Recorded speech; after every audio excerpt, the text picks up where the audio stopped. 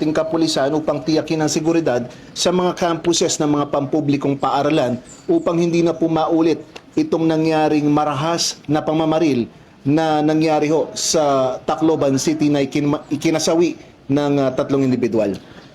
Binigyan po kami ng maigting na direktiba ng aming regional director na si Sir Police Brigadier General Jess Mendez at ang aming provincial director na si Police Colonel Ricardo David na paigtingin po ang seguridad lalong-lalo na sa mga eskwelahan. Number one, binigyan po kami ng oras upang bigyan ng pulis o bigyan ng police presence ang aming mga eskwela. Kamukha ng sa amin, ang aming binigay na oras is 5 to 8 ng umaga at 3 to 5 ng hapon. Opo. So yun po ang mga opening namin yung police presence po namin sa mga respective schools po namin. Maliban po doon, nakipag-coordinate na rin po kami isang direktiba din po ng aming provincial director na kuhanin po lahat ng cellphone number ng aming mga school principals at gumawa po kami ng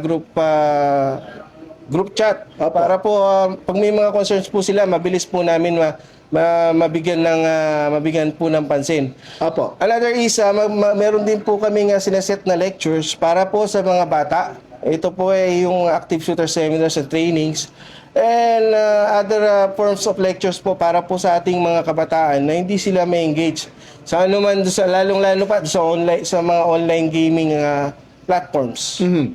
Violenteng online gaming sa social media. Subukan ho namin susubukan namin tumbukin po 'yon doon sa mga gagawin po namin na setup na lectures.